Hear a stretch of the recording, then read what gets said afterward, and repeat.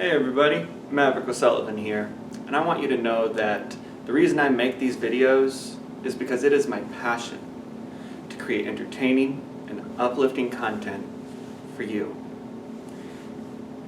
I would love nothing better than to be able to do this for a living, which is why I've created a Patreon, link in the description below. And now that I have a bit of a following, I want to let you guys know definitively what I stand for. Anyone who wants to claim to know me, like actually know me, needs to know that I stand for respect, perspective, the scientific method, and leaving the world better than I find it, as the immediate vicinity as well as much of the world that I can help, hopefully through these videos as one way, among others. Also, I'm strongly against bigotry. And that is one of the things that I'm here to discuss with you today. You see, many of us don't understand our role in how prejudice affects us and society, and so naturally, a lot of us may get defensive when approached about the topic. However, it's when we let our defenses down that we're able to get closer to people and start making a difference.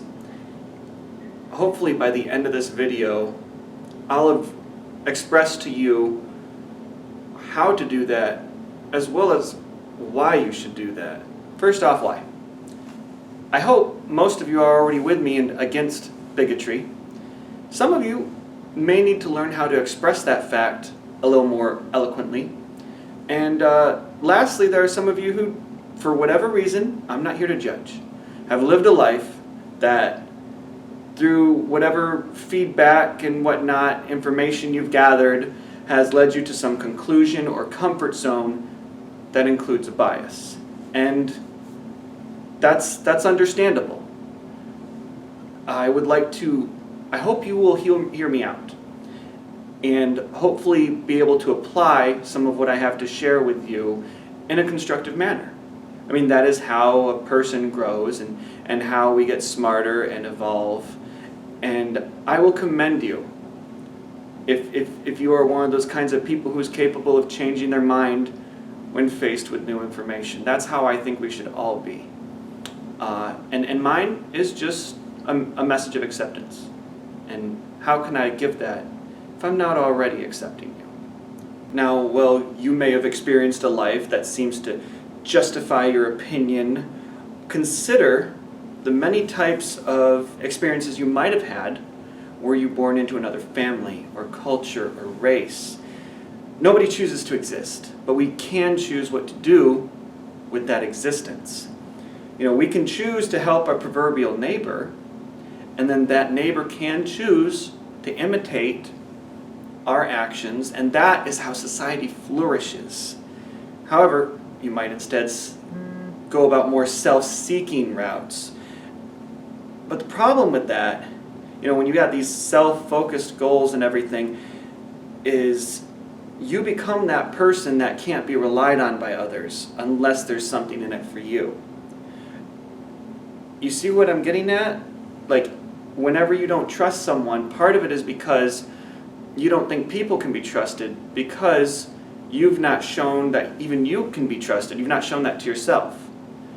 I personally have a lot of faith in the world because I know that I don't have to look any further than a mirror to see the potential a person has to be a good person, to know that it's possible, the proof of concept.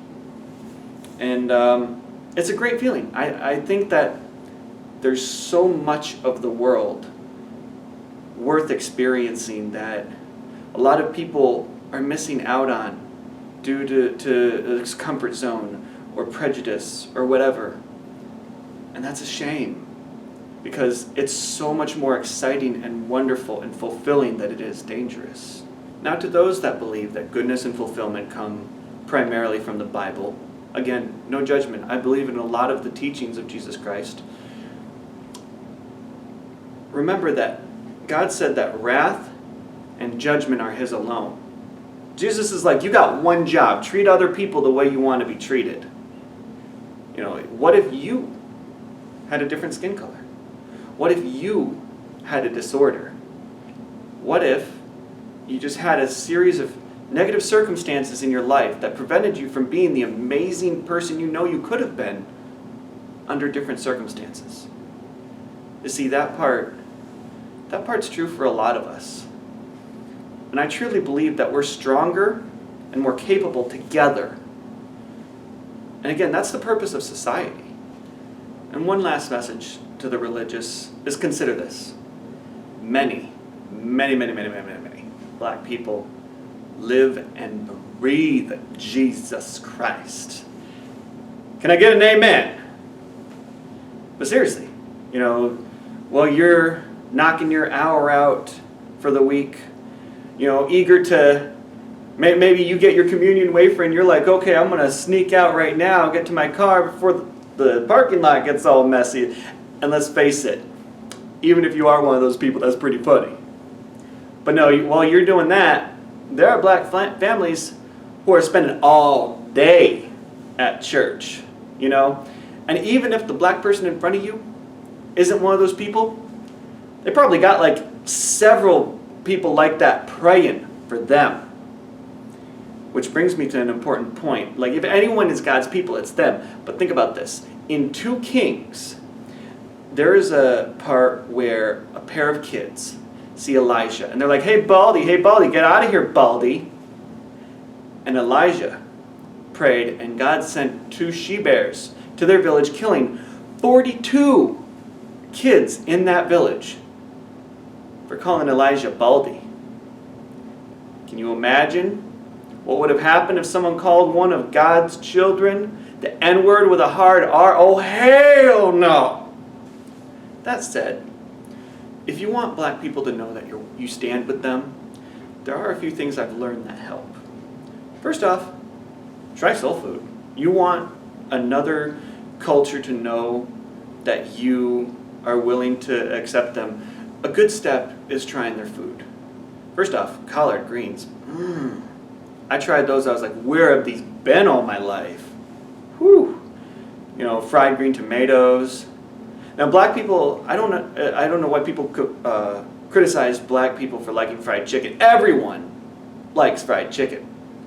But then I found out black people know how to make fried chicken right. Like, if you ain't had black people's fried chicken, you ain't even had fried chicken. So definitely give it a shot. Try it on waffles. On a more serious note, it really helps to know how to not repeat history. Like, for starters, don't silence black people. That's something that's been used against them all the time, and even though that's not why you're doing it, it still sends the wrong messages. Instead, hear them out. There are a lot of things that you didn't realize that they were actually going to say a lot of the time. And honestly, just listening, just the act of listening shows that you're with them. Next, their hair has been a big source of negative propaganda, when really it's amazing. It requires different kind of maintenance than ours, but it's very versatile, it's very strong, and who else could pull off a good Goku look with minimal product, right? But no, break the cycle and show some love for their hair. It really helps. Learn something about black history and appreciate it. There's so much that's amazing parts of our history and our culture, our music, our art, that are worth appreciating. Support that kind of stuff in acting and whatnot. Buy things with more representation in them, because that really helps. And it helps you get more exposure to that community and more appreciation and more comfort. And it shows that you are a supporter of them and their people. Just be warm and welcoming. Make sure that you give them that genuine smile, that you really see them as, hey, that's a wonderful person over there. Just give them the benefit of the doubt. If there's a situation where you see racism at work, let the person who's on the receiving end know, if you want to tell someone, I will back you up and I will be a witness. I won't stand for racism in my workplace or in general. Finally, white people, we will not ever fully understand what it is like to grow up from childhood under the influence of racism against us. And that's okay. It doesn't mean we can't get along, but we need to accept that there's that difference. Yes, that's right, I said it. There is a difference between us in what we have experienced.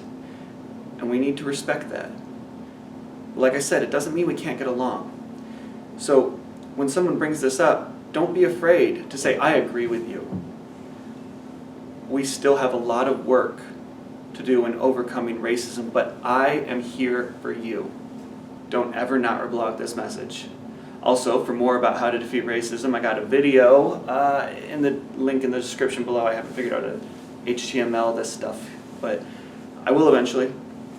Anyway, leave some suggestions in the comments below. This video is by no means comprehensive. There's still plenty of important things, ways to help yet to be said, and I want your input.